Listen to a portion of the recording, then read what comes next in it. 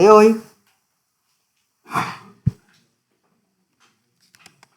Hoy vamos a empezar a hablar de los fundamentos en que se construyen los organismos vivientes. Va a ser la primera, esta clase va a poner, digamos, el mapa sobre el cual después vamos a estar hablando de procesos específicos. Y una vez que hayamos terminado con eso, la última parte de la materia tiene que ver con, repasar cómo los distintos grupos de seres vivientes organizaron todos estos procesos en la enorme biodiversidad que vemos hoy en día. Entonces, repasando un poco algunas clases anteriores, una de las grandes teorías que unificó la biología es lo que se llamó la teoría celular, lo que se llama la teoría celular. La teoría celular se origina inicialmente con innovaciones tecnológicas en el siglo XVII que permitieron empezar a ver cosas que antes no se veían, es decir, empezaron a hacer observaciones nuevas. Recuerden que la ciencia se construye a partir de fenómenos observables. Aquello que no se puede observar no se puede proponer como un fenómeno abordable científicamente. Por lo tanto, a veces es importantísimo que las innovaciones tecnológicas permiten nuevas metodologías de observación que llevan a la observación de nuevos fenómenos que ahora sí son abordables por la ciencia. Ese fue el caso de la invención del microscopio, un dispositivo que permitía ver cosas más pequeñas que lo que el ojo desnudo podía deslumbrar. Y al aplicar el uso del microscopio a seres vivientes, los investigadores de la época, los naturalistas de la época, empezaron a descubrir ciertos patrones regulares. Uno de ellos era la existencia de que todos los materiales vivientes que se empezaban a observar empezaban a revelar una organización común basada en pequeñas unidades. Robert Hooke, un microscopista temprano, fue el primer naturalista, la primera persona que usó el término célula para describir la estructura que veía en el corcho. El corcho, recordemos, es parte del tejido suberoso, la corteza de los árboles, en particular el alcornoque, y es un tejido que tiene una estructura formada por una grilla de unidades que están vacías. Hooke usó la palabra célula. La palabra célula viene del latín célula, que quiere decir celdita o pequeña celda, ¿sí? Es un diminutivo de la palabra celda, y lo dijo en referencia que le hacía recordar a las celdas de los monjes de clausura. Esta observación temprana fue hecha en un material donde hay células particularmente grandes y además muy fáciles de ver, porque en realidad las celdas de la corteza son grandes células en el cual el contenido se ha muerto, ha quedado vacía, como parte de la formación del tejido cinemático de la madera.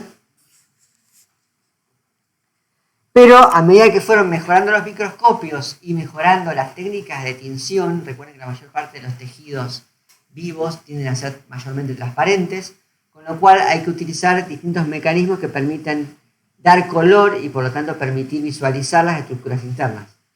Con el desarrollo de la química orgánica, de tinturas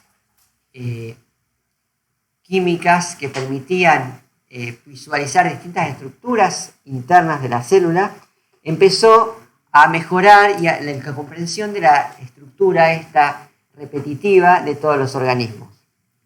Estos avances en la química, de hecho, fueron producto de la moda, porque la mayor parte del desarrollo de los colorantes artificiales, los colorantes orgánicos químicos, tenía que ver con la búsqueda de alternativas a las tinturas naturales para la manufactura de ropas de colores.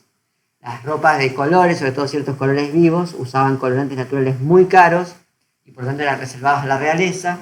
Y con el desarrollo y el descubrimiento de que uno podía usarse metodologías químicas para generar versiones sintéticas de estos colorantes.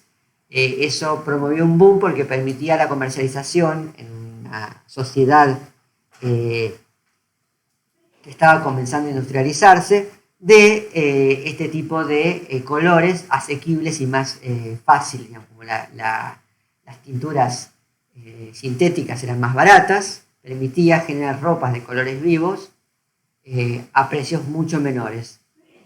Y esto lo que hizo fue promover la búsqueda de distintas alternativas. Y los microscopistas empezaron a probar que esas mismas tinturas que agarraban en materiales orgánicos, como las fibras de algodón, de lino y de lana, también teñían los materiales biológicos y les permitían descubrir cosas que antes no se veían en el microscopio. Y esto llevó al desarrollo de la citología, y estos avances llevaron a lo que fue uno de los primeros paradigmas unificadores de la biología, que fue la teoría celular. Como está comentado en la clase sobre historia de la biología y teorías unificadoras, fueron Schleiden y Schwann los primeros que propusieron los primeros principios de esta teoría celular, que el primero fue que todos los organismos vivos se componen de células y que cada célula por sí misma cumple con el criterio de vida. Por otro lado, otros investigadores, Remak y Virchow, lo que demostraron es que toda célula proviene de otra célula. Y esto fue un principio fundamental porque esto estaba asociado a la enorme discusión que había sobre la generación espontánea de la vida. Que esta idea de la antigüedad de que la vida podía originarse espontáneamente a partir de materia inerte. Un poco por los trabajos de Pasteur, por los trabajos de Koch, lo que se demostró es que no es así. Que allí donde aparece un organismo viviente, hubo antes otro organismo viviente que llegó. Y en el momento en que se impide la llegada de organismos vivientes, no van a aparecer nuevos organismos vivientes. ¿Por qué? Porque todo organismo viviente está compuesto por células, y toda célula necesariamente proviene de otra célula que necesariamente viene de otro organismo viviente. Entonces, la teoría celular, vista desde un punto de vista moderno, lo que sostiene entonces son los siguientes principios. Que todos los organismos están compuestos de una o más células, es decir, que si no contiene células no está vivo, y esto deja, tal como definimos en la segunda clase, por fuera a los virus. Que la célula es la unidad básica de la vida, es decir, que toda organización subcelular no se considera viviente, y que todas las funciones vitales que tiene un organismo ocurren dentro de las células. Refraseando el tercer principio, las células solamente pueden surgir de otras células preexistentes y lo hacen a través de un proceso que se llama división celular.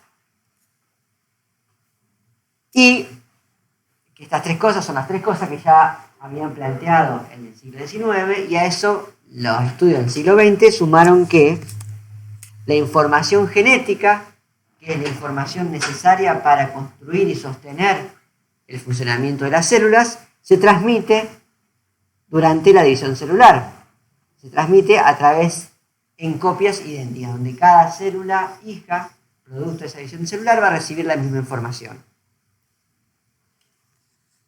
Otro principio que fue elaborado recientemente es que todas las células se basan en los mismos componentes químicos principales.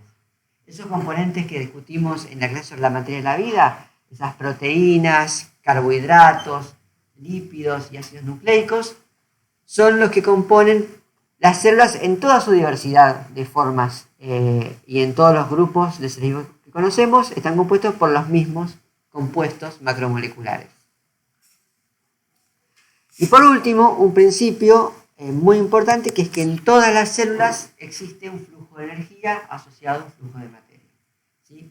Las células nunca son sistemas aislados, siempre están intercambiando materia y energía, y dependen de ese intercambio de materia y energía con su medio ambiente para su subsistencia y replicación.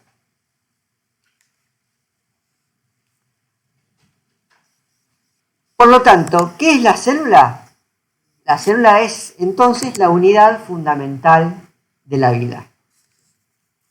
Y es una unidad que desde nuestro punto de vista, o sea, nosotros tenemos un punto de vista que se asocia a nuestra escala de la existencia, ¿sí? Nosotros somos seres que nos consideramos macroscópicos. Macro quiere decir grande y escópicos tiene que ver con escolopos, que es la capacidad de ver. Nosotros somos grandes a la vista, ¿sí? Somos entidades macroscópicas. Todo aquello que podemos ver con el ojo desnudo se considera macroscópico. Todo aquello que requiere el uso de un microscopio se considera microscópico, ¿sí? Esa diferencia entre lo macroscópico y lo microscópico es solo un punto de vista antropocéntrico basado en nuestras propias capacidades, ¿sí? No hay ningún punto de corte natural más allá de nuestras propias capacidades en lo que separa lo micro de lo macro, ¿sí? Es una definición puramente empírica basada en nuestras propias experiencias. Desde nuestro punto de vista, la célula en general es una unidad pequeña. Las células típicamente son microscópicas, aunque hay células que son lo suficientemente grandes para ver con el ojo desnudo. Por ejemplo, ¿cuáles? Un huevo. Un huevo está constituido por una única célula. Otro ejemplo. Y los óvulos, va a haber, bueno, los óvulos de animales como los peces, los anfibios, un montón de invertebrados, son visibles a simple vista, por lo tanto se consideran macroscópicos, son una única célula. Los óvulos de los mamíferos no son visibles a simple vista. Otro ejemplo.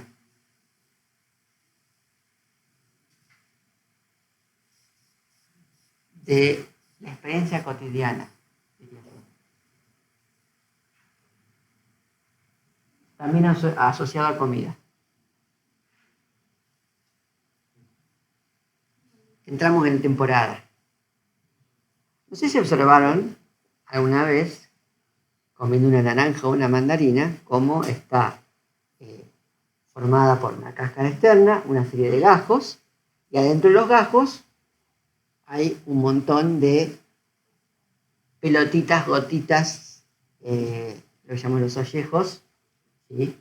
Que uno puede desgranar, sobre todo cuando tiene menos hambre y está más entretenido en jugar con la comida, que uno desgrana y ve cómo van saliendo esas especies de capsulitas. Es como una especie de capsulita, un jelly bean, que es compuesto por una especie de película externa y adentro es todo líquido. Bueno, esos derivan de una única célula.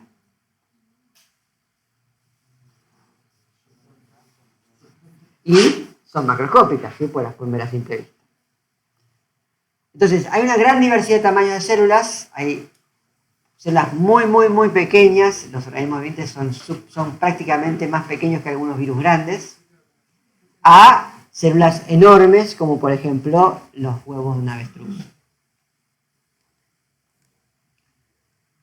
Lo más importante que define a la célula es que es una unidad que está separada y definida del medio externo por una membrana celular.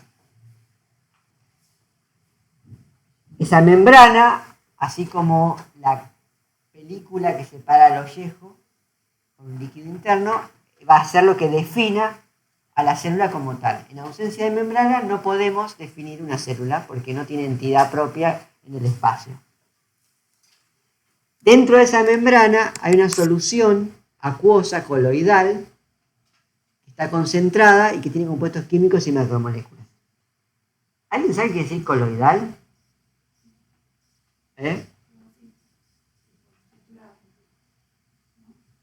¿Como esféricas? ¿Circulares? No. No tiene que ver con la forma. Tiene que ver con la composición. En química, ¿se acuerdan cuando hablaban de sistemas homogéneos, heterogéneos y no homogéneos? donde hablamos de sistemas homogéneos, donde es igual en continuidad, donde hablamos de las soluciones que tienen solutos que básicamente se dispersan en el solvente y por lo tanto no hay, es como que es toda la misma textura, por así decirlo, ¿no? Y tienen sistemas heterogéneos donde tienen fases, una fase sólida, una fase acuosa, tienen distintos componentes que pueden distinguir entre sí, como que es granuloso. Coloidales que es una dispersión, es decir, que son coloides, bueno, pero definirme que coloidales que tienen coloides no me explica mucho. Pero un coloide es una suspensión, es una solución heterogénea, ¿sí? Donde los componentes, hay distintas fases, pero los componentes son tan pequeños que se mantiene una suspensión, ¿sí? Los coloides muchas veces forman, dependiendo de la densidad de la sustancia particulada, a veces forman lo que llaman geles, ¿sí?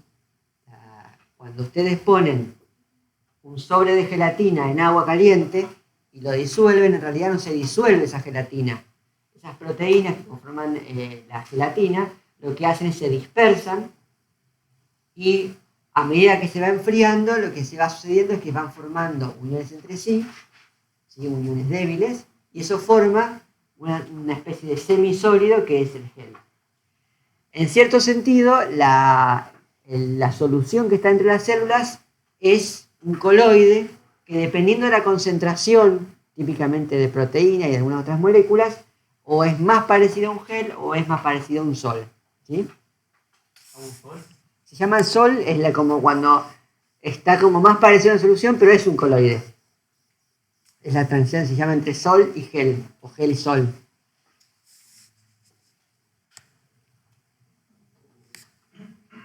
Otra característica fundamental de las células es que está separada por esta membrana celular, tiene este coloide interno y tiene la extraordinaria habilidad de crear copias de sí misma, que si lo piensan, es lo que va a definir a la gran mayoría de los objetos vivientes, de aquellos que no son vivos. La capacidad de crear copias de sí mismo per se no es condición única y suficiente para considerar un sistema vivo.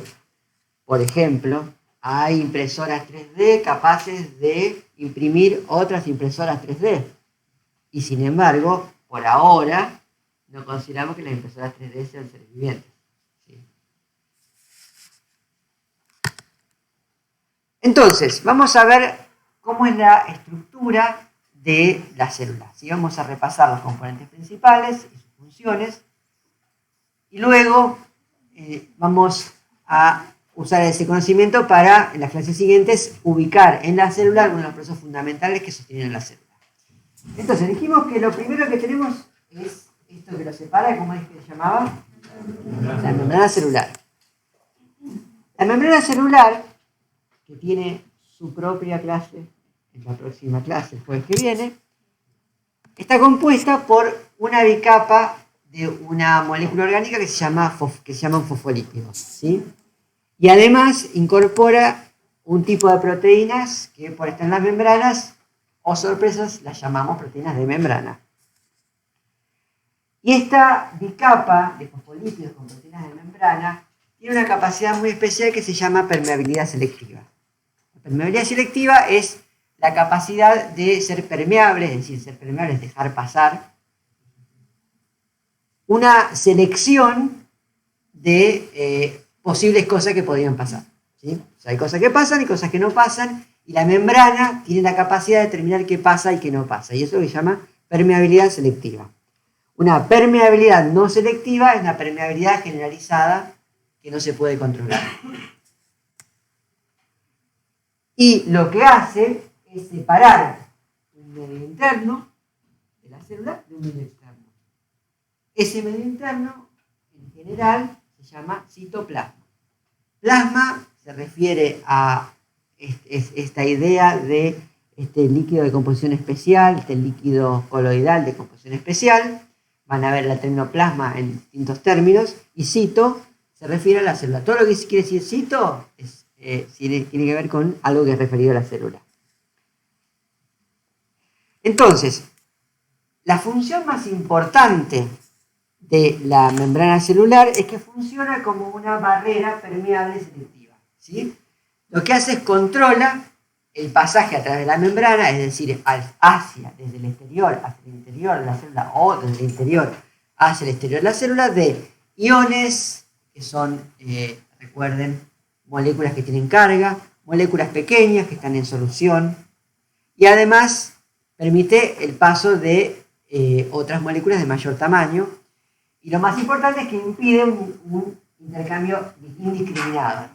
O sea que la membrana celular va a determinar qué entra y qué no y cuándo, y además va a tener la capacidad de variar la permeabilidad a determinados compuestos, ¿sí? O sea que no es solo una cosa donde todo el tiempo algunas cosas pasan y otras no, sino que la membrana, en función de su composición, del tipo de proteínas de membrana que está expresando y lo que están haciendo esas proteínas, va a darle paso o no a ciertos tipos de moléculas.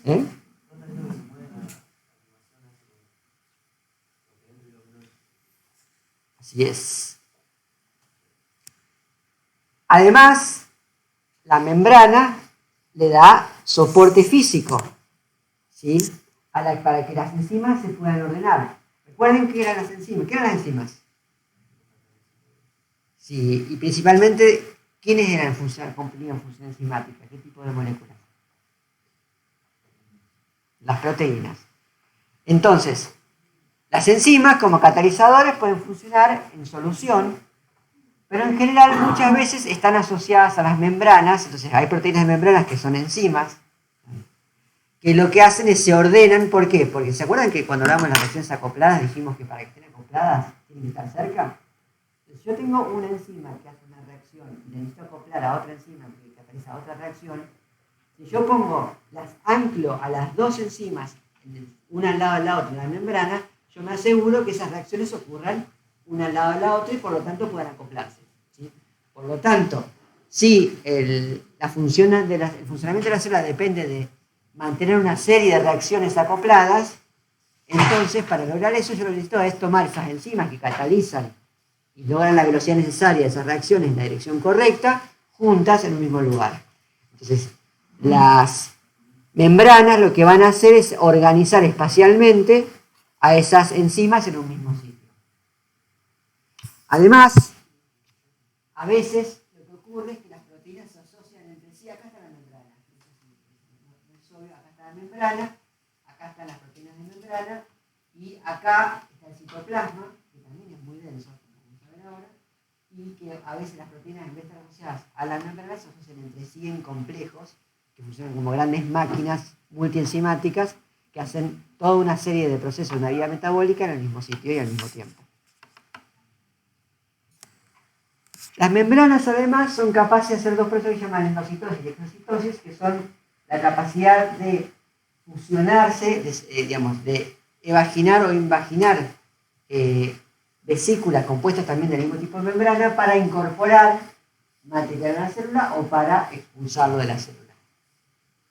¿Y ese material puede ser absorbido por la célula completamente?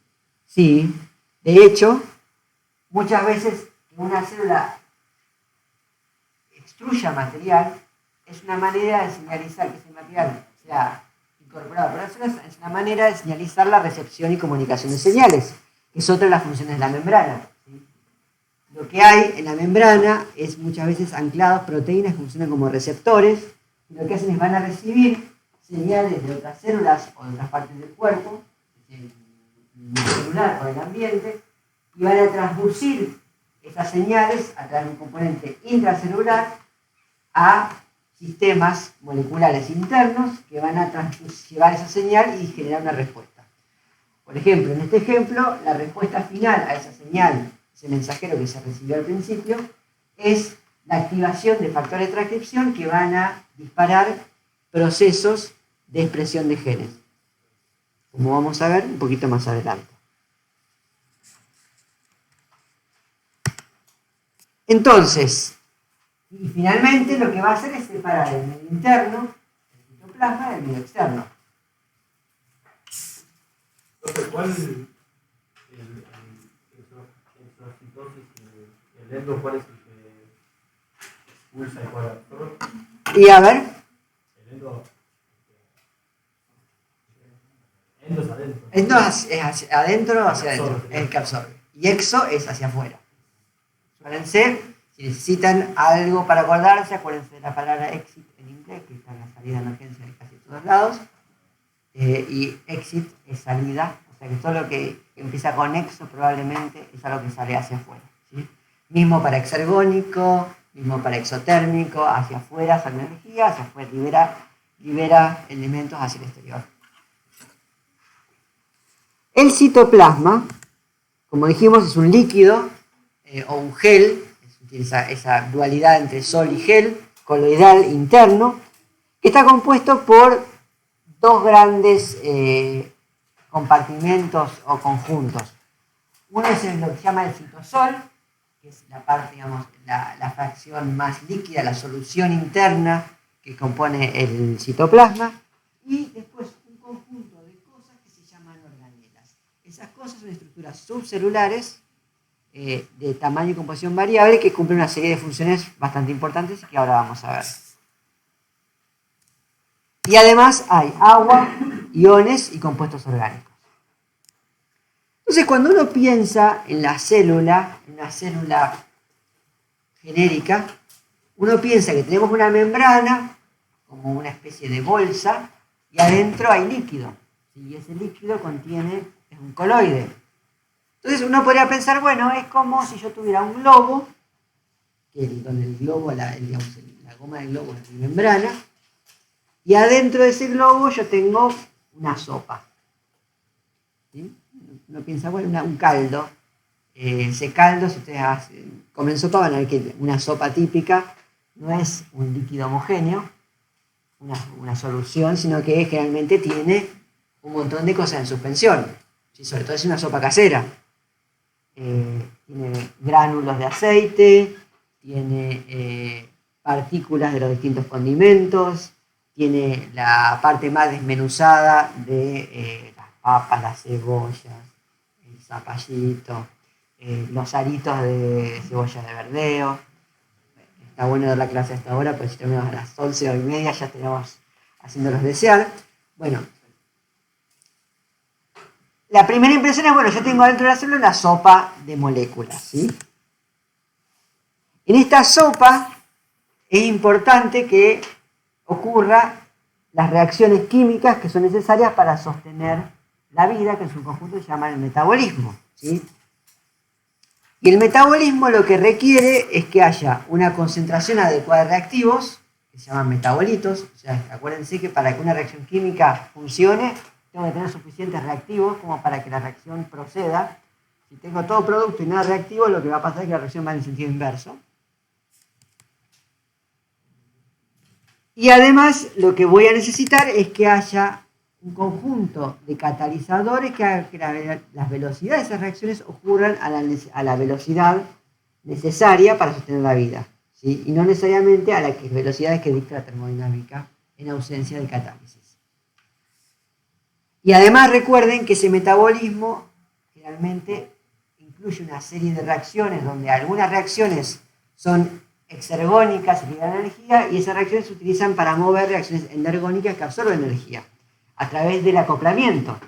Y ese acoplamiento requiere que las cosas ocurran una cerca de la otra. Por lo tanto, si las hacen enzimas distintas, esas enzimas tienen que estar cerca una de la otra. Por lo tanto, necesito una organización de esa sopa. O sea que no puede ser simplemente, recuerden que en un coloide las partículas se mueven al azar con movimiento browniano, que es el movimiento donde todo va medio disparado para todos lados. A veces se encuentran, a veces no. Si yo tengo que depender de ese encuentro aleatorio dado por el movimiento aleatorio del movimiento browniano en un coloide normal, muchas veces eso no voy a lograr tener la cantidad de reacciones necesarias para sostener ese metabolismo. Por lo tanto, no es simplemente una sopa. Necesito organizarlo un poco más.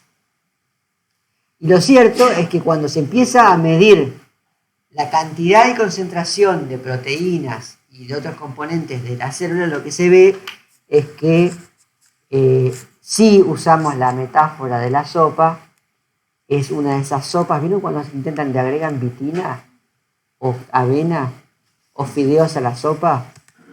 y se les hace un poquito espesa.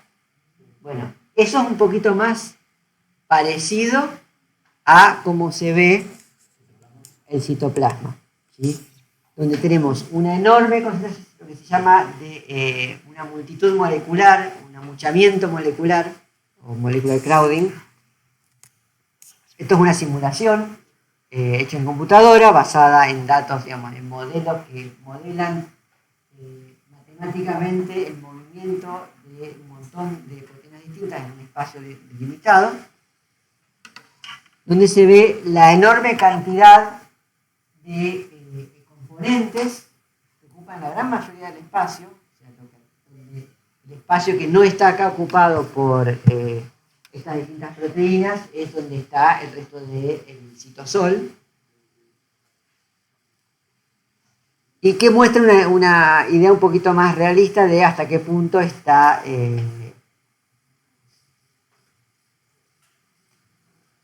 amuchada los espacios internos celulares. Entonces, la idea de una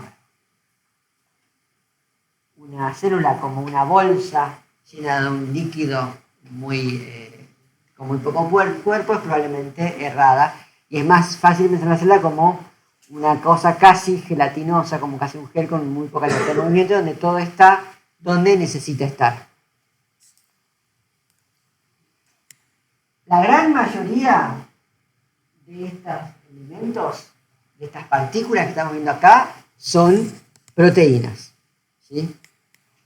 Las proteínas, recuerden, de sus muchas funciones, tienen funciones enzimáticas y además tienen funciones de sostén, de estructura, con lo cual la gran mayoría de las cosas que están dentro de la célula son proteínas. Las proteínas, entre otras cosas, son los principales catalizadores de todas las reacciones de la célula, pues son las principales enzimas. Y entonces las funciones de esas enzimas dependen de la estructura de la proteína. Entonces, ¿cómo se especifica la función de cada proteína? En base a su estructura. La función específica de cada proteína va a depender de su estructura. ¿Y de qué depende la estructura de una proteína? De la secuencia específica de aminoácidos que la componen, ¿sí? Y además depende de otra cosa. O sea, no solo la secuencia.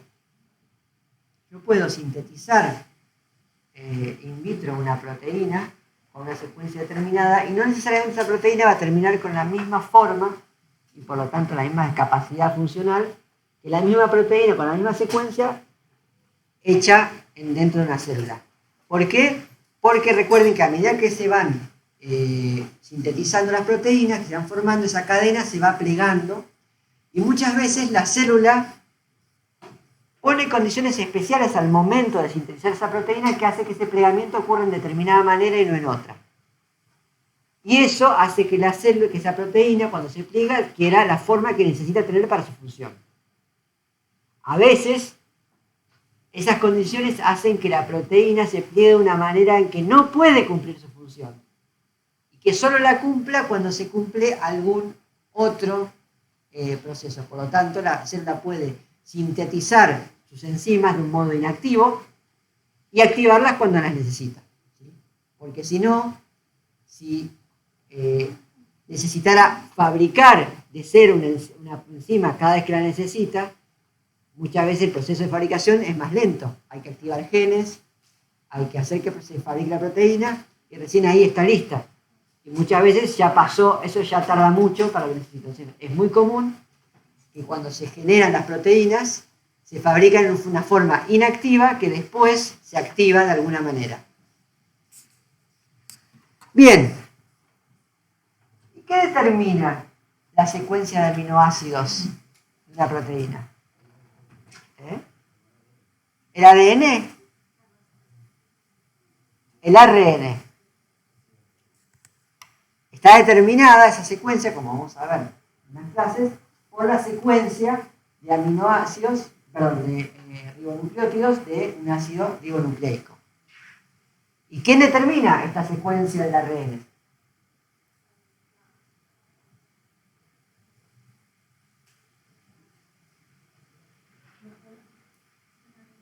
el ADN.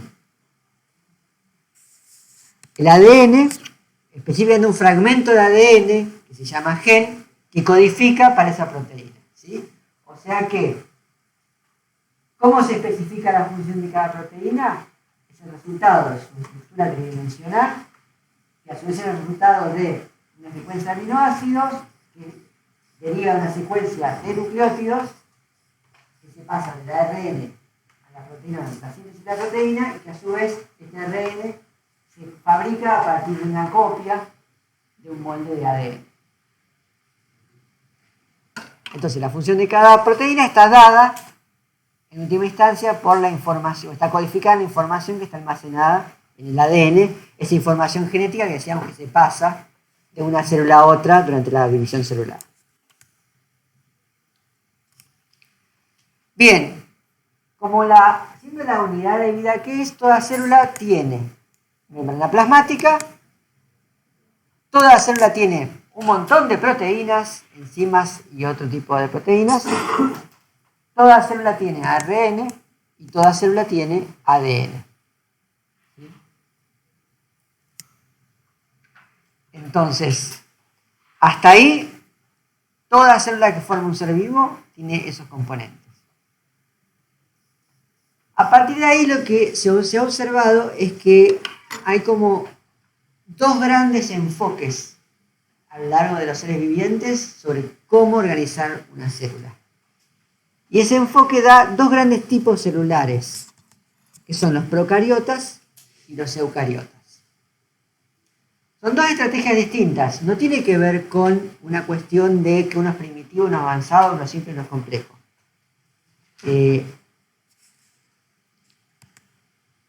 Estos dos principios son el procariótico.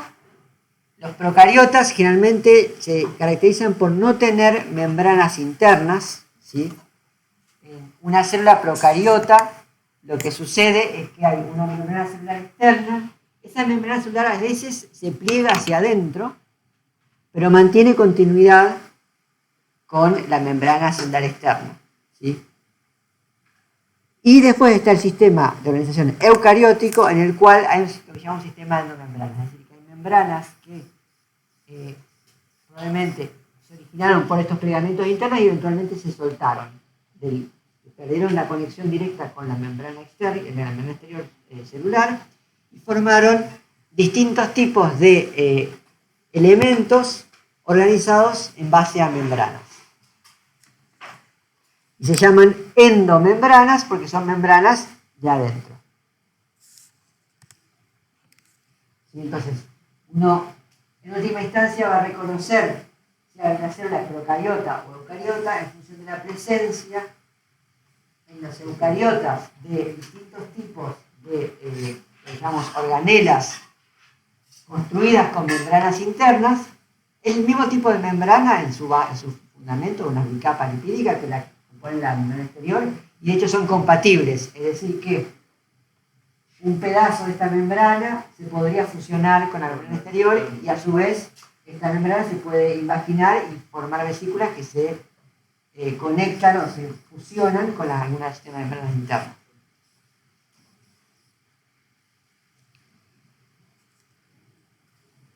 Estos dos tipos de enfoques tienen una cuestión, o sea, varía la complejidad estructural. Acá hay mayor complejidad estructural, eso le permite alcanzar ciertos tipos, por ejemplo, de tamaño más grande. Los procariotas no son más primitivos. Probablemente una de las cosas, las ideas que hay que sacarse de la cabeza, esta idea de que porque algo sea más simple es más primitivo. Los procariotas son mucho más diversos y abundantes que los eucariotas. Y lo que han hecho es, en vez de apostar por una complejidad estructural, lo han hecho a través de una complejidad metabólica.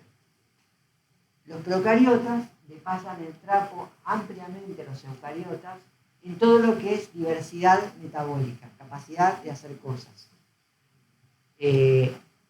Cuando ustedes ven que hay organismos capaces de digerir el petróleo, capaces de vivir a partir de las emanaciones sulfurosas en el fondo de los mares, capaces de subsistir en ausencia de oxígeno, capaz de hacer todo tipo de reacciones químicas estrambóticas y extrañas, siempre o casi siempre va a haber un procariota en la base de esa capacidad. Y la mayoría de las veces que vemos eucariotas haciendo cosas bioquímicamente interesantes, cuando empezamos a investigar vemos que lo que han hecho es o tienen un endosimbionte procariótico que lo hace, o han capturado la capacidad de hacerlo desarrollada por el procariota.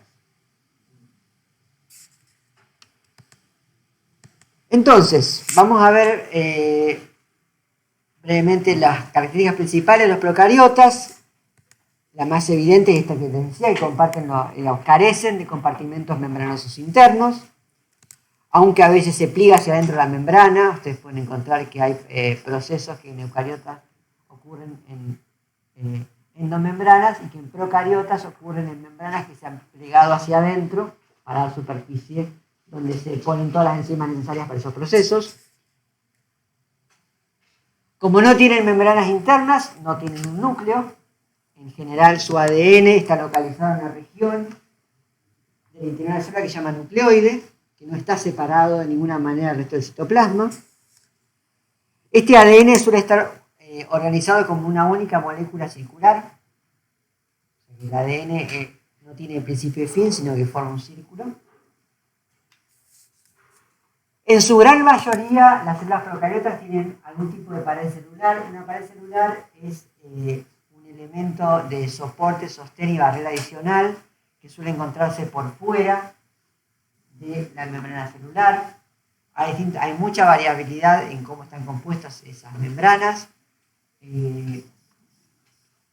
Hay algunas que incluso tienen la membrana celular normal y la pared incluye otro material que también tiene la membrana de capa lipídica. Y además algunas tienen una capa de un material mucilaginoso. El mucílago es una palabra fancy para decir moco. Generalmente son compuestos, son geles con muchos niveles de glucoproteínas, que lo que hacen es darle protección, soporte y la capacidad de adherirse unos a otros. Por su lado, los eucariotas en general son de tamaños más grandes, muchas veces pueden superar hasta 1000 veces el volumen de los procariotas, y esto sin hablar de células excesivamente grandes como los huevos o los óvulos. Se caracterizan porque su ADN está metido en el interior de un compartimiento que llamamos núcleo. Tienen además un sistema bastante complejo de endomembranas, es decir, de organelos, que llamamos organelas, que están adentro de un núcleo, y son membranas internas que tienen una estructura similar a la de la membrana plasmática. Tienen un citoesqueleto. El citoesqueleto es un sistema de proteínas filamentosas, es decir, que forman hebras de proteínas largas, que lo que hacen es le da fuerza mecánica y les permite controlar la forma y la motilidad de las células. Tanto la motilidad de las células en el espacio, o sea, la célula moviéndose a través del espacio, sino además la motilidad de todos los elementos internos. El citoesqueleto tienen que pensarlo no como equivalente a nuestro esqueleto, que es relativamente estático. O sea, en nuestro esqueleto tenemos un esqueleto que tiene una forma y que no cambia en gran medida, sino que es un sistema muy dinámico de esta red de filamentos y fibras que todo el tiempo está cambiando en función de las necesidades de la célula. Entonces, lo que sigue ahora es un repaso de todos los componentes que tienen la célula eucariótica, y que antes de entrar ahí vamos a hacer un pequeño recreo para un café.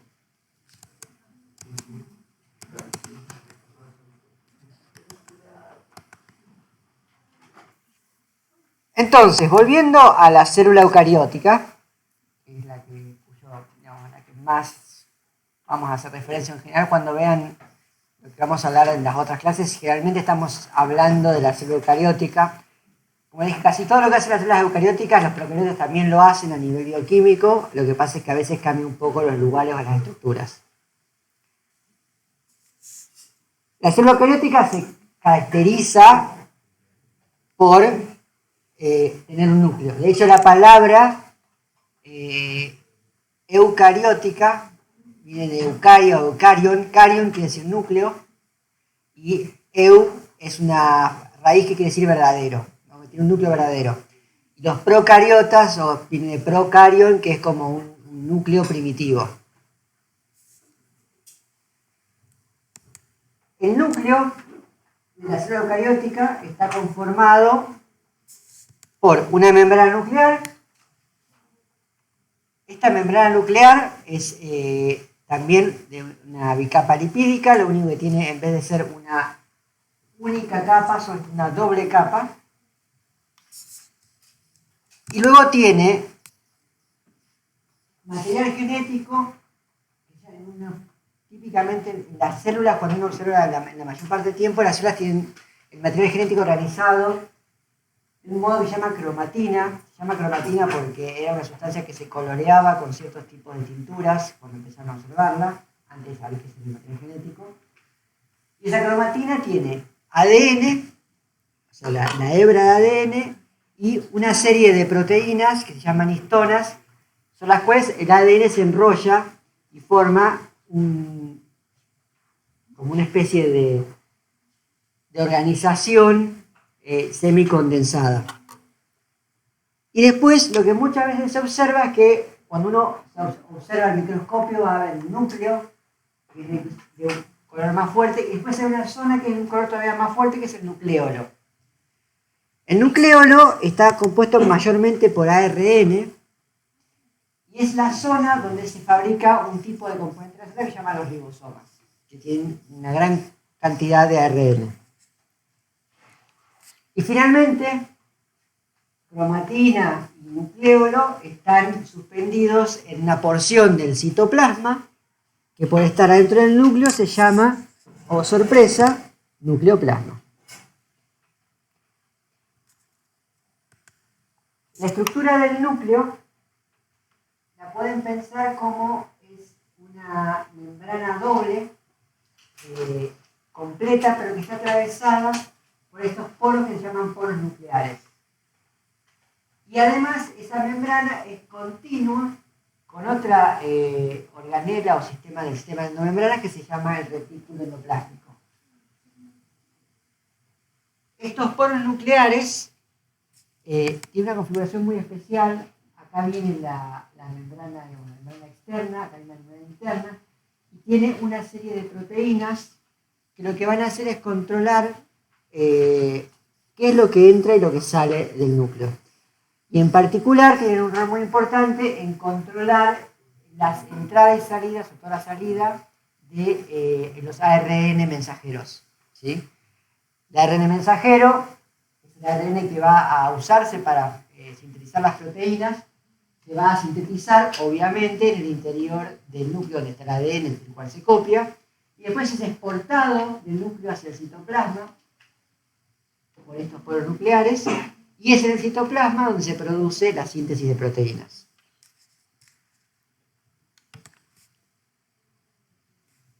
Como les dije, acá en el nucleolo lo que se está fabricando son ribosomas. Los ribosomas son unos agregados macromoleculares, es decir, que son un conjunto de macromoléculas, está conformado por ARN y proteínas, un ARN llamado ARN ribosomal, y proteínas, que son fundamentales, es el lugar donde se van a sintetizar las proteínas, ¿sí? A estos ribosomas es donde se va a enganchar el ARN mensajero y los aminoácidos que se van a usar para sintetizar las proteínas en base a ese ARN mensajero.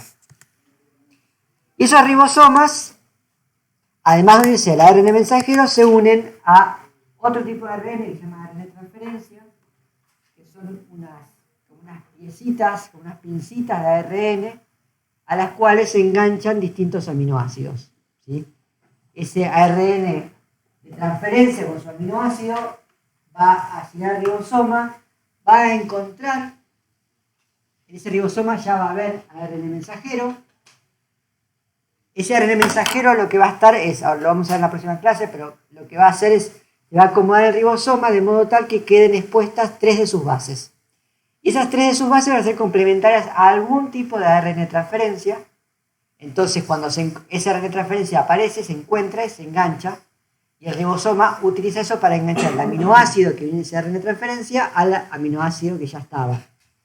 Cuando eso se produce, se mueve el ARN mensajero, sale el ARN transferencia sin el aminoácido y quedan otras 3 bases del ARN mensajero a donde viene otro ARN transferencia con otro aminoácido. Va a enganchar al aminoácido anterior y así sigue la cadena y va generando una cadena de aminoácidos mientras va pasando la cadena de ARN. Volveremos sobre eso en un par de clases. Es entonces el lugar donde se sintetizan las proteínas. Los ribosomas pueden estar sueltos, libres en el citoplasma, o pueden estar enganchados a un sistema de endomembranas que se llama el retículo endoplasmático rugoso.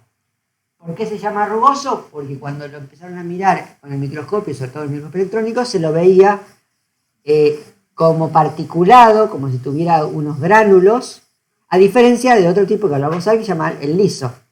¿Cuál es la diferencia entre el liso y el rugoso? La presencia de ribosomas en la superficie.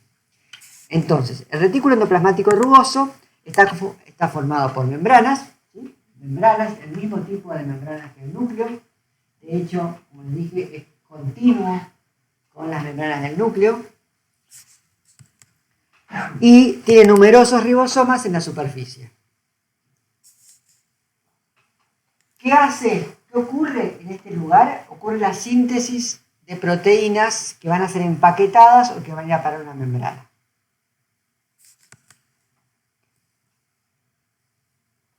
Hay otro conjunto de paquetes membranosos que no tiene ribosomas y se llama retículo endoplasmático liso.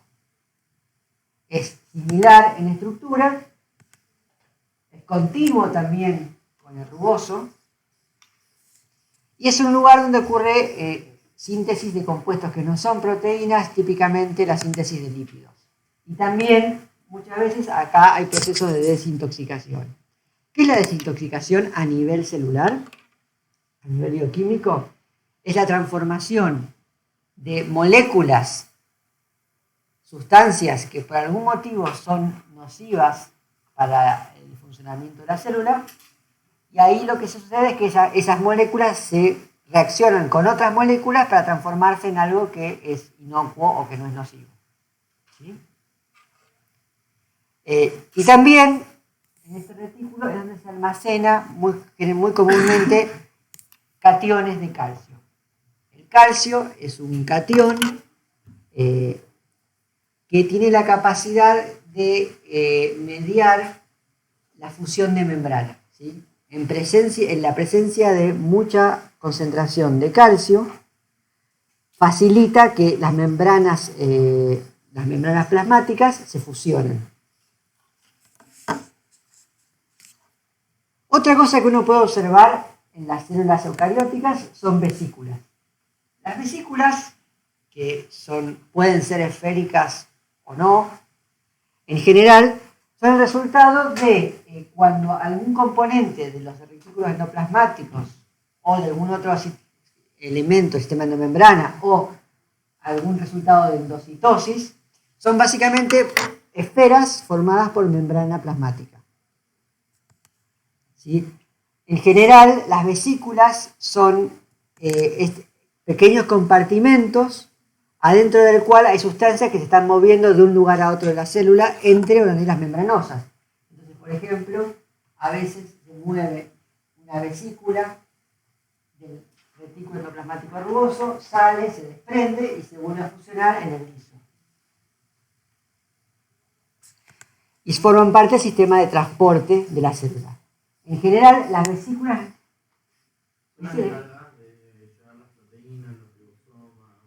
Y son encargadas de llevar un montón de cosas. Hay cosas que van adentro de vesículas y otras cosas que no. Ahora vamos a ver cómo uno piensa qué cosas pueden ir en las vesículas y cuáles no. Su principal rol es de transporte. En general, aunque casi siempre uno las mira en los dibujos de diagramas de las células como unas esferitas que están sueltas por ahí, casi nunca están sueltas por ahí. En general siempre están enganchadas a una especie de reel que forma parte del citoesqueleto que las va moviendo de un lugar a otro. Si no se moverían aleatoriamente, cosa que en general no es muy práctico en la célula. Luego tenemos un tipo particular de vesículas. Ya vamos a hablar de distintos tipos de vesículas. La vesícula es como el genérico. Si no tiene una función específica, o que la conozca o que la tenga, lo llamamos vesícula. Pero algunas, en particular, son específicas por lo que tienen adentro y su función. Por ejemplo, los peroxisomas. Los peroxisomas son vesículas que tienen en su interior enzimas oxidativas. Esas enzimas lo que hacen es, van a oxidar o van a trabajar sobre elementos que son químicamente activos, como lo que llaman los famosos radicales libres. Por ejemplo, el peróxido de hidrógeno, que es la oxigenada. Hay un montón de elementos que tienen, sobre todo, oxígeno. Ese oxígeno, recuerden, el oxígeno es muy reactivo. El oxígeno es fuertemente electronegativo, está siempre ávido de electrones y al robar electrones lo que hace es oxidar otras moléculas. Si yo tengo un montón de grupos químicos fuertemente reactivos con oxígenos libres, reactivos, lo que se llama ROS o especies oxidantes reactivas, dando vueltas en la célula, eso va a empezar a atacarme al azar un montón de moléculas útiles. Muchas veces en ese ataque, esa oxidación, la molécula queda arruinada para su función. Entonces, un montón de procesos químicos que liberan ese tipo de especies reactivas oxidantes tienen lugar en un lugar acotado. Y ese lugar es el interior de los peroxisomas. ¿Sí? Un montón de procesos degradativos que liberarían productos que son tóxicos para la célula tienen lugar adentro de los peroxisomas, de modo que esos productos no salgan. Después los expulsa la célula. Y después la célula o los expulsa o los transforma en otra cosa y después los libera. Pero fíjense que al estar encerrados adentro de los peroxisomas, todos estos compuestos quedan aislados del resto de los componentes celulares. Acá adentro tiene lugar lo que se llama el metabolismo oxidativo, que es el metabolismo en el cual se utilizan compuestos con oxígenos para oxidar a otros compuestos. Este tipo de metabolismo genera, muchas veces involucra a estas especies reactivas, y entonces es importante que quede, circunscripto a una zona que no esté en contacto con el resto. Algo parecido ocurre con los lisosomas. Los lisosomas son otro tipo de vesículas en el cual hay lo que se llaman enzimas hidrolasas. Las hidrolasas son un tipo de enzima que lo que hace es ataca una molécula orgánica compleja, la hace reaccionar con agua y en esa reacción con agua el agua se quiebra y generalmente eso lo que hace es romper enlaces entre moléculas, enlaces y romper moléculas complejas en moléculas más simples. Por ejemplo, cuando una proteína, que es una cadena de aminoácidos, se digiere, lo que se hace es se ataca con una enzima hidrolasa, una peptidasa, el enlace peptídico que une los aminoácidos. ¿Sí? Ese enlace peptídico lo que hace es, ese ataque lo que hace es introduce agua, la rompe, una parte del agua va a parar a uno de los grupos, los terminales del aminoácido, la otra al otro, y entonces rompe ese eslabón de la cadena. Se imaginarán que la digestión de proteínas es fundamental para poder romper proteínas en aminoácidos y poder usar esos aminoácidos para hacer otras proteínas. Pero las mismas enzimas que van a romper proteínas que necesitan, proteínas, por ejemplo, producto de la alimentación para obtener aminoácidos, también pueden romper todas las proteínas útiles que están dando vueltas en la célula. Entonces yo no puedo tener peptidasas dando vueltas descontroladamente por la célula. Las estrategias es encerrarnos dentro de lisosomas y que toda esa digestión que se hace con enzimas que pueden atacar tanto moléculas foráneas como moléculas propias, se haga en un lugar controlado y aislado de mis propias moléculas, para evitar que la célula se autodigiera. ¿Sí? Por eso los lisosomas realizan lo que se llama la digestión celular. Otro componente del sistema de endomembranas es algo que se llama el aparato de Golgi. El aparato de Golgi consiste en una serie, es un compartimento de membranas, y es como una serie de sacos, ¿no? Como de bolsas que están aplanadas y ubicadas una encima de la otra.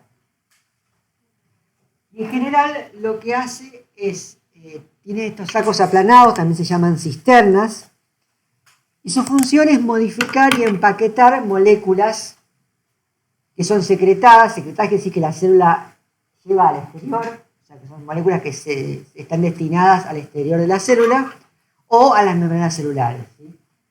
Lo que sucede es que en cada una de estas cisternas hay un conjunto de enzimas que hacen cierto procedimiento. Entonces muchas veces una proteína, antes de poder cumplir su función, no alcanza solamente con sintetizarla en un ribosoma. Esa proteína a veces hay que cortarle ciertos pedazos, agregarle grupos químicos que no son de proteína, por ejemplo, grupos de carbohidratos o de lípidos, y recién ahí puede hacer su función. Y a veces todos esos agregados son múltiples reacciones químicas, que por ahí no pueden estar acopladas. Entonces lo que sucede es que una proteína se sintetiza en un ribosoma sobre el retículo endoplasmático rugoso, y luego sale como una vesícula. Esa vesícula va a entrar a lo que se llama la cara cis, la cara de este lado, la cara cercana o interna del aparato de Golgi, y se va a fusionar al primer saco. En ese saco hay unas enzimas en particular que hacen una modificación sobre esa proteína. El resultado de eso sale en otra vesícula y pasa a otro saco que hace otra modificación de la proteína. Eso sale, pasa a otro saco y así hasta que finalmente llega a lo que se llama la cara trans, la cara del otro lado del aparato de Golgi, donde sale en forma de vesículas, que esas vesículas pueden, si la proteína va a ser secretada, liberada al exterior de la célula, estas vesículas se van a fusionar con la membrana y cuando se fusionan, lo que estaba adentro ahora queda fuera de la célula. Si la proteína es de membrana, generalmente la proteína ya está enganchada a la membrana de la vesícula. Todo lo que se modifica acá se modifica del lado interno de la proteína. Y esta vesícula lo que va a hacer es fusionarse a la membrana. Y entonces, las modificaciones que se hicieron acá dentro del aparato de Golgi, ¿de qué lado de la célula van a quedar? O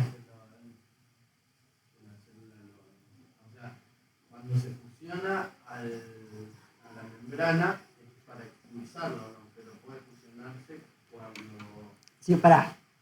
Si vos tenés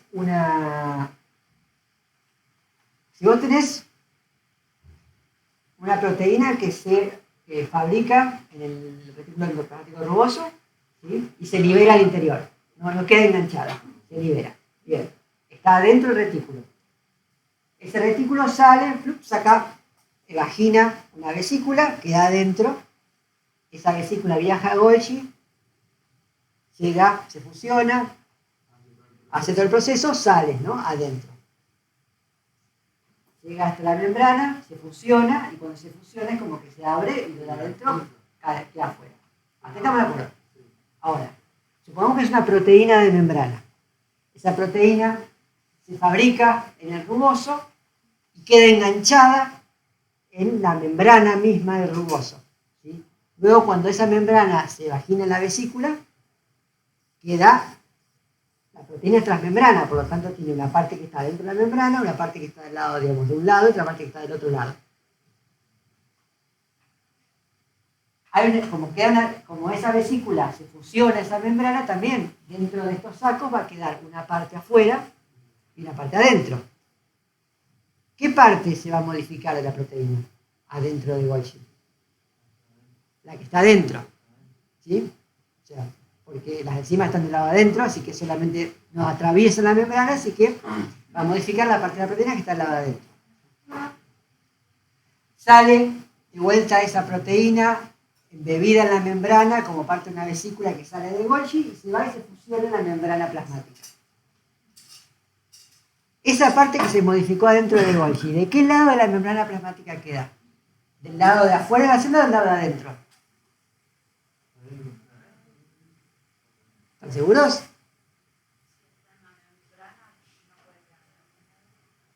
No, bueno, pero la parte que la proteína queda una parte adentro de la membrana y una parte del lado afuera de cada lado. Pero la parte que se modificó en Golgi, ¿de qué lado queda? Y a mí me sonaría, dependiendo si son proteínas necesarias para la célula, porque vos dijiste puede cruzarlo cuando no son necesarias. Pero eso, vos pensás en el proceso. Sí. O sea, dependiendo de qué es lo que necesita la célula, cómo va a ser el proceso. Pero el proceso en sí, necesariamente te deja la proteína de un lado o del otro. Ahí volvemos en un ratito. Otro tipo de vesícula que tiene nombre propio son las vacuolas. Las vacuolas son vesículas que generalmente son grandes y que típicamente adentro tienen agua y algún soluto. Las vacuolas se utilizan muchas veces como un mecanismo de almacenamiento y movimiento de agua cuando la célula necesita procesar el agua que tiene. Las vacuolas son mucho más comunes en las células de tipo vegetal que en las células animales, pero los animales también tienen vacuolas.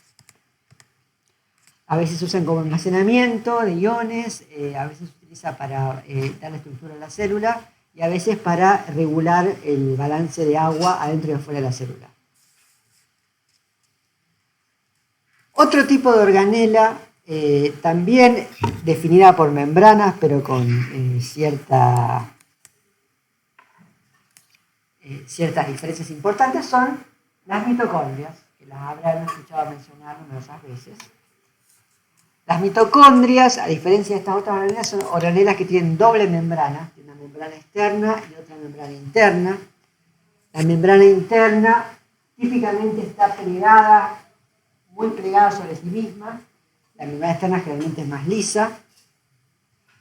Y son famosas porque cumplen dentro de las eucariotas unas funciones muy importantes que son las de la glucólisis y la respiración celular. Son básicamente los encargados en las células de generar la gran mayoría de la energía que usamos.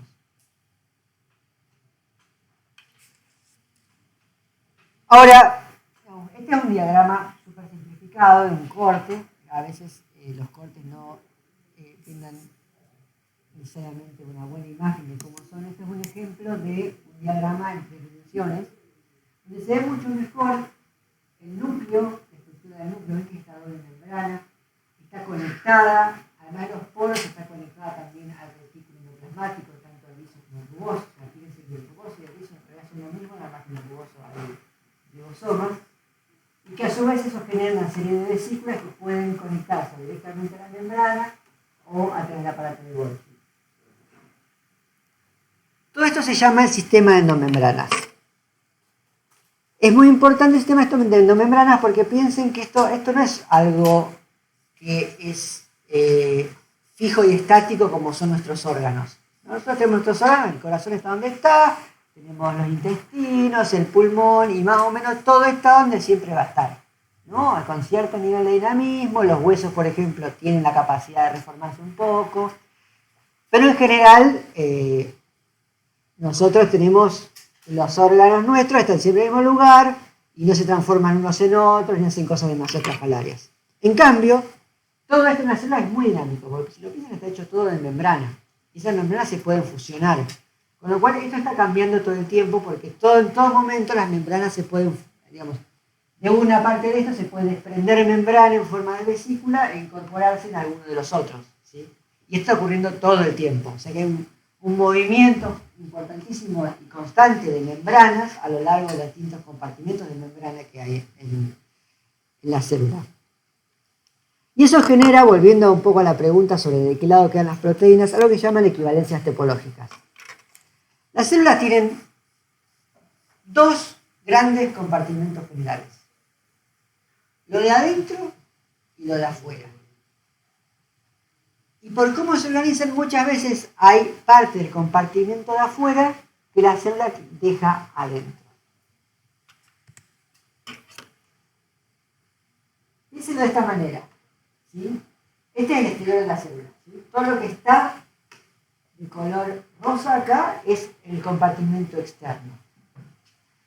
Cuando por endocitosis, cuando por una parte de la membrana celular incorpora, digamos, se cierra sobre sí misma y forma una vesícula, encierra en su interior una parte del medio externo. Ese medio externo, salvo que haya algún sistema de transporte específico, lo que hay acá afuera queda acá adentro, no atraviesa la membrana de esta vesícula y entra al citoplasma. Sobre todo si son partículas grandes, proteínas, macromoléculas, no atraviesan la membrana. Si no atravesaban la membrana antes, no la atraviesan ahora. ¿Qué quiere decir eso? Que entonces lo que hay en las vesículas es equivalente a lo que hay afuera de la célula.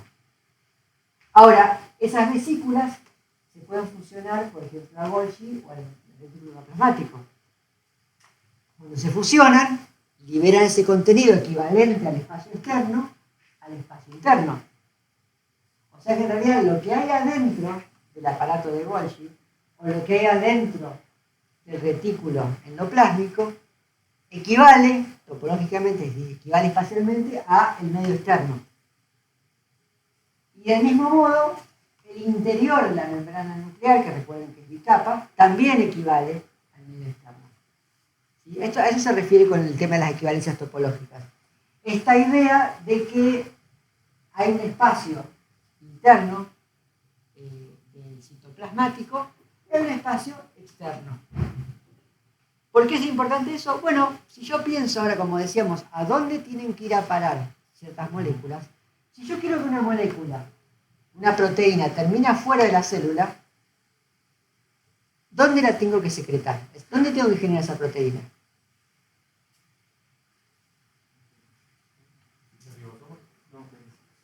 Bueno, sí, en el ribosoma, pero el ribosoma, ¿dónde lo tengo que poner? ¿A dónde tiene que ir a parar? ¿A dónde tiene que empezar a formarse esa proteína nueva que va a terminar afuera de la célula?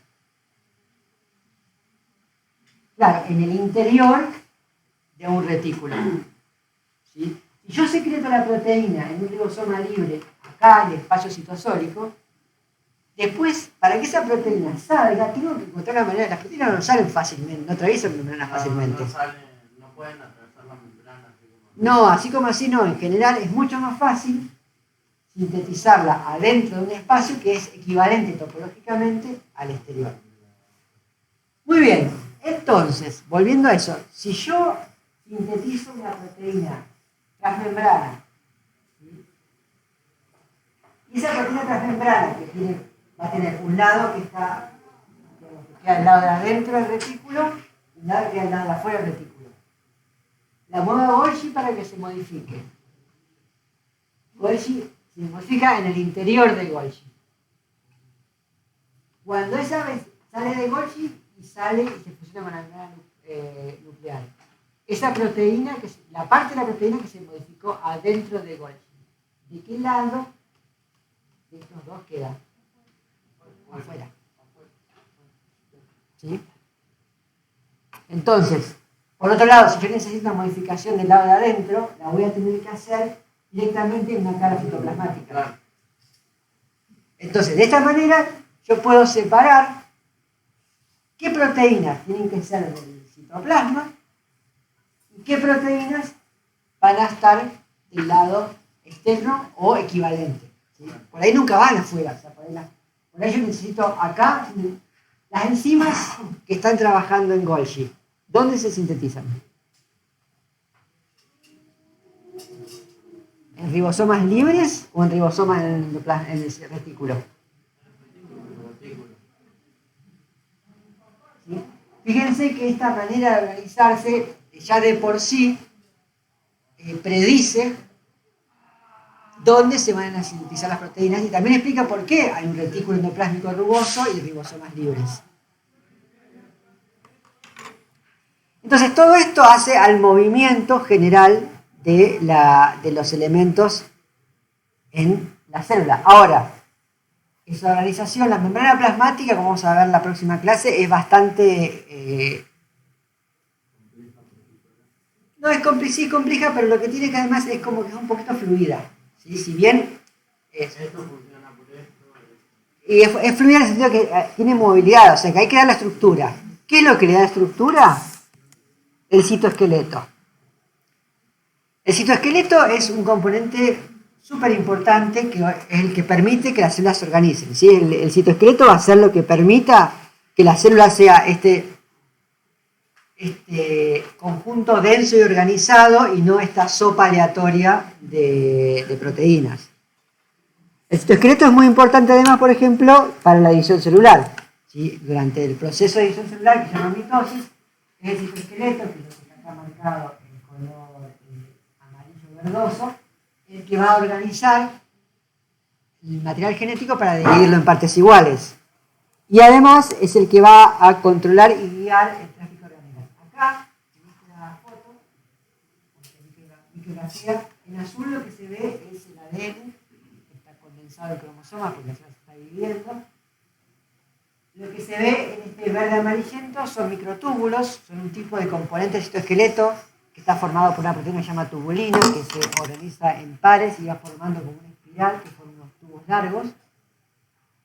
Esos tubos crecen de un lado y se degradan por el otro. Entonces el microtúbulo lo que hace se va moviendo porque crece de un lado y se degrada del otro. Y esto, en rojo son filamentos de miosina, perdón, lactina. Lactina es una proteína que forma fibras muy largas y que lo que hace es darle una especie de red de sostén a la célula. La miosina, perdón, lactina,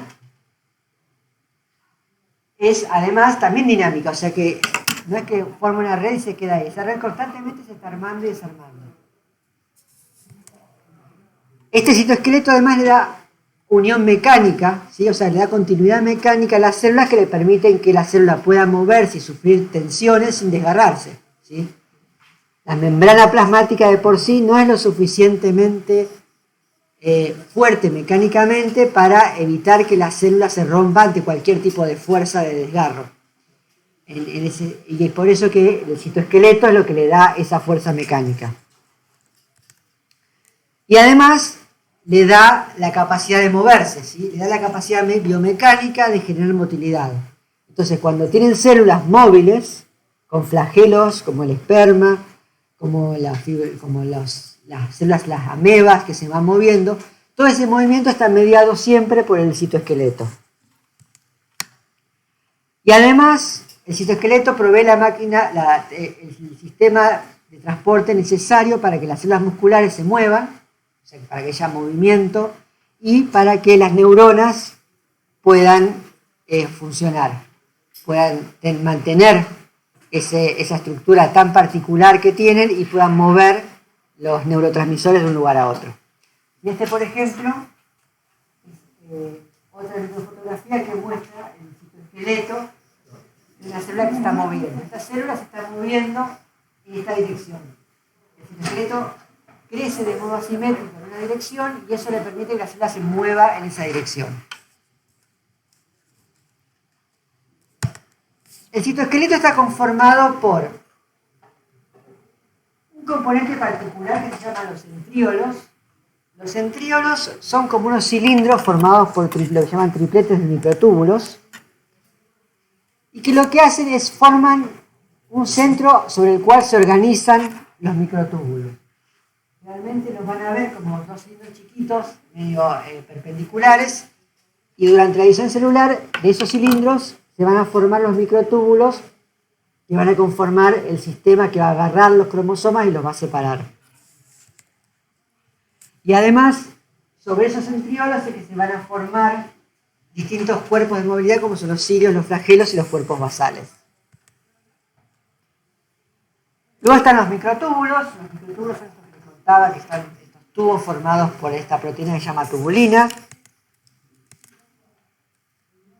Y van a formar gran parte del citoesqueleto permitiendo regular el tráfico de vesículas. Es decir, los microtúbulos lo que van a formar son como riles, como vías, a través de las cuales otras proteínas van a caminar llevando las vesículas. O sea que las vesículas, cuando ustedes las ven yendo de un lugar a otro, no están flotando en dirección, sino que están enganchadas a un sistema de proteínas cargueras que lo que van a hacer es caminando sobre estos microtúbulos en una dirección determinada. Entonces los microtúbulos van a determinar las rutas de movimiento y de transporte de los distintos componentes celulares. ¿Y entonces lo que lo mueve son proteínas o el citoesqueleto? Bueno, es que el citoesqueleto está hecho por proteínas. Por proteínas, claro. Ahí va. También los microtúbulos van a formar el uso mitótico, que lo vamos a ver cuando veamos división celular, es el sistema que va a estructurar la división celular y a acomodar el material genético para poder repartirlo parejo entre las células hijas. Luego están una cosa que se llaman los filamentos intermedios, son un conjunto de proteínas fibrosas, hay varias proteínas distintas, que lo que hacen es principalmente dar rigidez a la célula. Y después están los microfilamentos, principalmente la actina, son esos que veíamos en color rojo, que lo que hacen es dar estructura y ayudar al movimiento. Hasta acá, estas cosas generalmente pertenecen a una célula genérica, y cuando vemos la célula eucariótica vegetal, que es un tipo particular de célula que ha aparecido en varios grupos, vamos a ver que aparecen algunos elementos adicionales. O sea, la célula eucariótica vegetal tiene prácticamente todos los elementos que tienen las otras células, salvo que en general tienen centriolos, pero además tiene algunas cosas adicionales. Por un lado tiene un tipo de organela que se llama cloroplasto. El cloroplasto es una organela también que tiene doble membrana, pero además tiene internamente otro sistema de membranas que forma una especie de discos apilados que se llaman tilacoides o discos tilacoides. Y en el cloroplasto es donde va a ocurrir la fotosíntesis en todas las células eucarióticas vegetales. Lo interesante del cloroplasto, que también sucede con las mitocondrias, no recuerdo si lo dije, es que tienen su propio ADN. O sea que además del ADN que hay en el núcleo de toda célula, también hay ADN propio de mitocondrias y propio de cloroplastos. Las mitocondrias lo tienen para generar la replicación celular. Los cloroplastos de las mitocondrias, el ADN mitocondrial codifica a una serie de proteínas asociadas a la replicación celular. Los cloroplastos, el ADN cloroplástico tiene una serie de genes asociados a la fotosíntesis. Además de los cloroplastos, hay otro tipo de conjuntos que se llaman plástidos, que son los leucoplastos y los cloroplastos. También son organelas con doble membrana, con su propio ADN. Muchas veces se asume que los leuco y cloroplastos son cloroplastos que no desarrollaron tilacoides o los perdieron. Y generalmente esto es porque tienen unas funciones distintas. El leucoplasto, por ejemplo, es donde se almacena el almidón. El almidón, que es un polímero de glucosa, que lo que hace es almacenar la glucosa que se genera durante la fotosíntesis. Lo que hace realmente es que se llena, estos plástidos completan su volumen con depósitos de almidón y generalmente dejan de hacer fotosíntesis. Es lo mismo que un amiloplasto. Lo que pasa es que el leucoplasto puede tener almidón o puede no tener nada. Leuco es que es blanco nomás, que básicamente es blanco, quiere decir que no tiene clorofila, por lo tanto ya no hace fotosíntesis, pero por lo demás es un plástido. Y después hay otro tipo de plástido, que son los cromoplastos, que lo que hacen es sintetizar y almacenar pigmentos específicos. Realmente, en muchos casos, los colores que vemos en las plantas que no sean verdes, en las frutas, por ejemplo, están almacenados en estos cromoplastos. Más asociado a las flores. Esto lo lleva a las flores, a las frutas, digamos, a otras funciones. A veces también tienen pigmentos accesorios, que son pigmentos que cumplen otras funciones de absorción o de filtrado de la luz. Otra cosa que tienen las células vegetales es una pared celular, ¿sí? Una estructura externa a la membrana celular que les da rigidez. En general, la pared celular de los eucariotas, sí.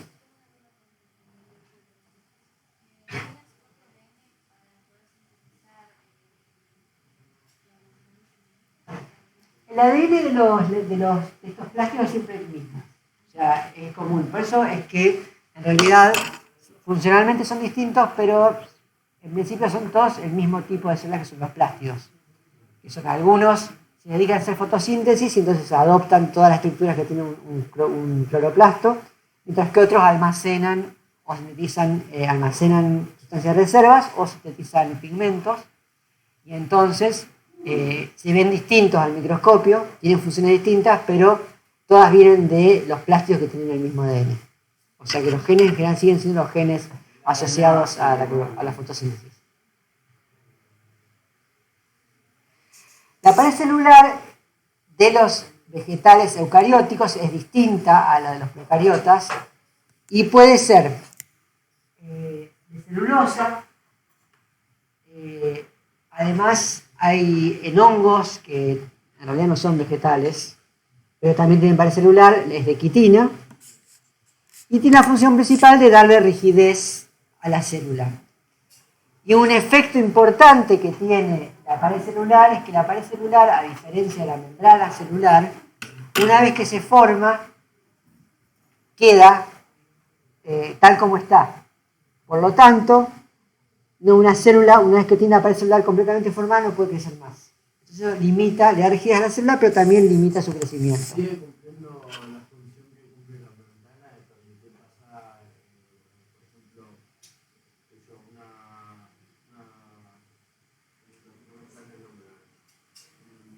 Sí, cierta permeabilidad selectiva. Claro, permeabilidad selectiva. No, porque igual, acordate que aunque tengan pared celular también tienen membrana. Por debajo de la pared celular está la membrana que le cumple esa función. Esta pared típicamente es bastante permeable a todas las moléculas más pequeñas. Puede brindar un poco más de barrera a ciertas cosas, pero en general no tiene el dinamismo y la capacidad de cambiar. O sea, si una vez que se forma es como que ya está. No es tanto, no necesita tanto esa función, No, y a veces lo que pasa es que lo que tiene como poros que permiten que lo que tenga que pasar tras la membrana pase, si es muy grande. ¿Hay otra pregunta por ahí? Sí, yo. Perdón. ¿Moldea las células de la pared? Sí, una vez que está formada la moldea. En general lo que sucede es que la pared, digamos, la célula nueva tiene una pared que todavía, digamos, flexible, no está totalmente formada. En ese momento es que la célula crece a su forma y tamaño que va a tener. Y en ese momento, y después termina de depositar la pared. Una vez que termina de depositar la pared ya no es... No, primero crece el otro, la pared, después el de afuera. ¿Qué cosa? Primero que crece la pared es lo último que se moldea. Eso. Sí, sí, y por ejemplo, muchas veces las células vegetales, cuando se forman, o sea, cuando nacen por replicación de las células, al principio tienen una pared muy grande, no tienen pared, o se divide la pared. Y lo que suele suceder, por ejemplo, es que tienden a ser como cilíndricas. Entonces, la pared, en lo que sería la parte de los costados del cilindro, es un poquito ya más rígida, pero la pared que está en las tapas del cilindro, en los lados del cilindro, no tanto. Y eso le permite que la célula puede crecer a lo largo.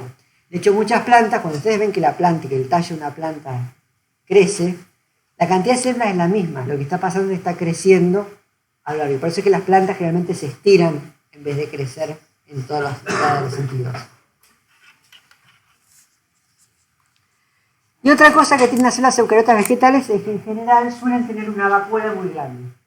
Esa vacuola lo que tiene principalmente es agua y sales, y lo que hace es cumplir una función como de sostén, de dar rigidez a la planta.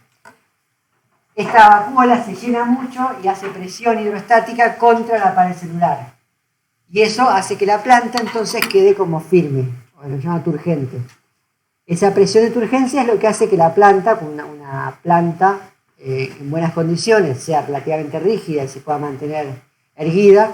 Y si se fijan en una planta, cuando ustedes dejan de regar una planta suficiente tiempo, lo que pasa es que la planta empieza como a ponerse más flácida, cae, y cuando la riegan, de vuelta, recupera rigidez. Adentro la mayor parte es agua, con algunas sales. Lo que sucede es que el agua, cuando uno riega la planta, el agua entra en la vacuola crece, y al crecer hace presión contra las paredes de la célula. Y eso hace que todo el conjunto gane rigidez. Cuando la planta empieza a tener estrés hídrico, le empieza a faltar agua, pierde agua de la vacuola deja de hacer presión contra la pared y entonces toda la célula se vuelve como más flácida. En general, la pared celular, que está formada por celulosa, no es flexible, pero tampoco es que es súper rígida. En el sí misma se puede doblar, se puede comprimir. No puede cambiar de forma, pero si ustedes tienen, es como una pelota, un globo. Si ustedes mueven, siempre es un globo, el globo cambia de forma. Si bien no cambia necesariamente tanto de tamaño. Pero cuando ustedes agregan a un punto de presión adentro, ahí ya queda más rígido. Otra alternativa es agregarle más elementos a la pared celular que la haga más rígida. Por ejemplo, las plantas que tienen madera, la madera es un agregado adicional con una proteína que se llama lignina a la pared celular que la hace mucho más rígida y dura. Entonces, las células que conforman el tejido que forma la madera no necesita estar sostenido por agua. Por eso es que cuando ustedes cortan una rama de árbol y se seca, no se vuelve toda flácida. Pero si ustedes toman, por ejemplo, una hoja, un pedazo de lechuga o una zanahoria, que es tejido que no tiene madera, cuando eso pierde agua se vuelve todo flácido y blando.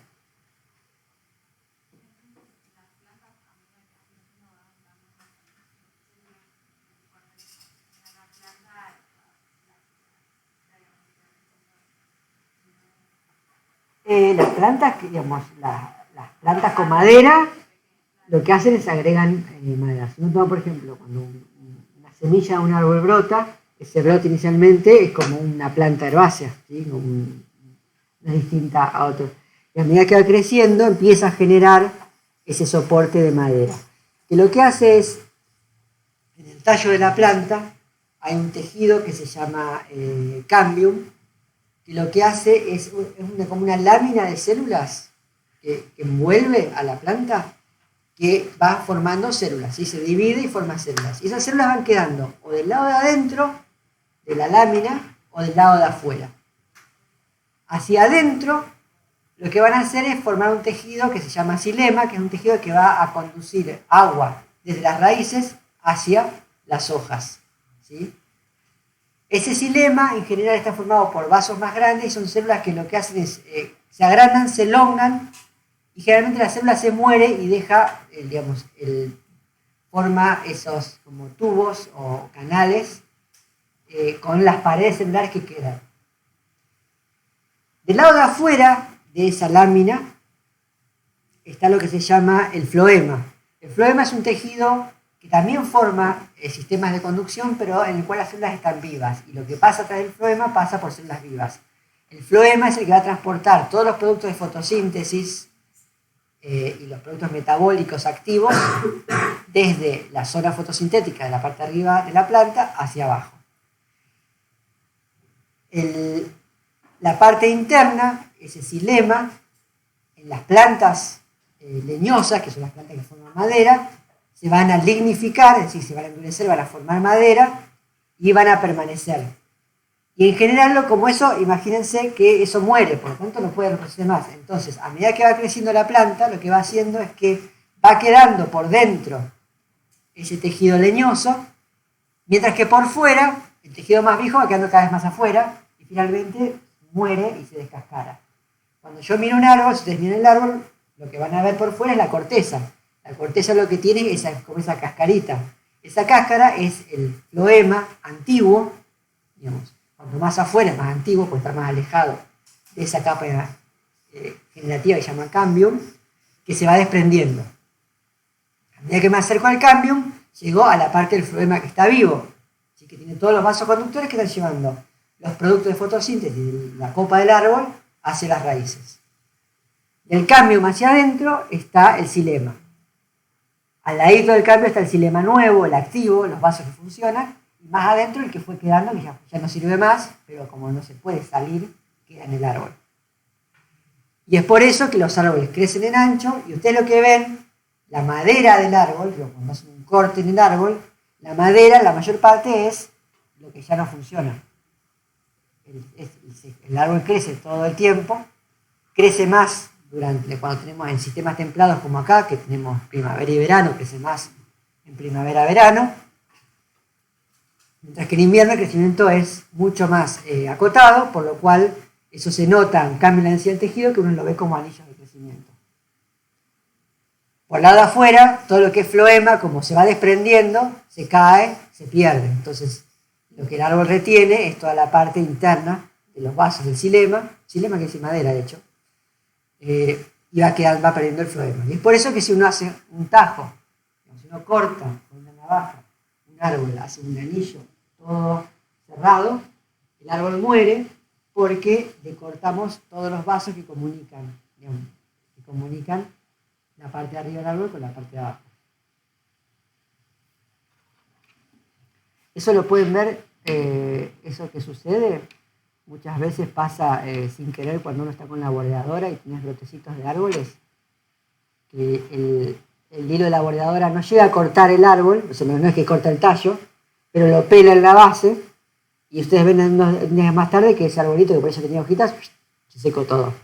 Eso es porque le hemos cortado, no hemos cortado el tallo entero, pero hemos cortado lo suficiente alrededor del tallo para interrumpir todos los vasos. Si interrumpe todos los vasos, la planta no puede mover sustancias de un lugar a otro y muere.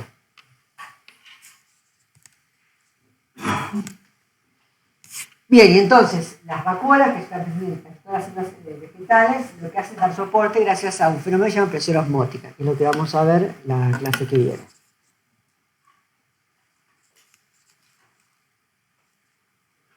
Entonces, esos son, a grandes rasgos, los componentes principales de las unidades de vida, que son las células. Vamos a ver en detalle algunos más, en función de ciertas funciones que cumplen, y después van a volver a ver todos estos detalles de la estructura celular y sus funciones y su estructura molecular en tercer año, quienes cursen biología celular y molecular. Así, con mucho más detalle. Mucho más detalle. Pero entonces, bueno, haciendo un repaso un poquito más dinámico de cómo se ve esto, o cómo se vería esto, la mayoría de los organismos eucarióticos, que incluyen los animales, están conformados por tejidos que están conformados por células. Esas células son células de tipo eucariótico, que se constituyen con una membrana celular, que es común a todos los tipos celulares, y un citoplasma, que es común a todos los tipos celulares, y además todas tienen ADN, material genético conformado por ADN. Luego tenemos dos grandes grupos de organización celular, que son la organización eucariótica y la procariótica. La eucariótica lo que tiene son estas organelas, en general delimitadas por membranas, y como el núcleo también delimitados por membranas. Las células eucariotas son las células que conforman los animales, las plantas terrestres, un montón de plantas acuáticas, y se diferencian de las células procarióticas en que las células procarióticas no tienen un núcleo definido, un nucleoide, que el material genético está en contacto con el citoplasma.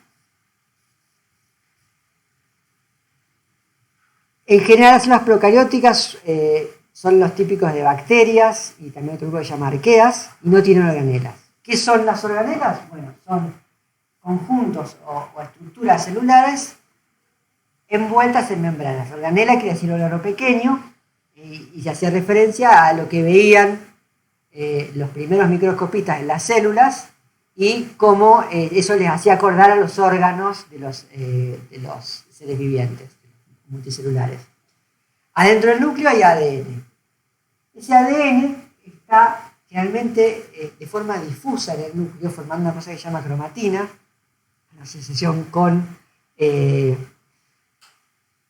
proteínas, y esa cromatina en ciertas fases del ciclo celular pueden organizarse y condensarse formando lo que se llama cromosomas. Además está una estructura que se llama el nucleolo, que es a donde se forman los ribosomas, ¿sí? Es donde se sintetiza el ARN ribosomal y se forman los ribosomas. Estos son los poros nucleares, que van dejando pasar ribosomas y ARN mensajeros hacia el exterior. En el exterior lo que se ve es un conjunto de sistemas de sacos endomembranosos, los retículos endoplásmicos, el liso y el rugoso, diferenciados el rugoso porque tiene ribosomas adheridos, mientras que el liso no. Todo siempre sostenido en su lugar por un complejo sistema de microfilamentos y microtúbulos. En este retículo endoplasmático rugoso, entonces, es donde se va a producir la síntesis de proteínas que tienen que ir o afuera de la célula o asociadas a una membrana.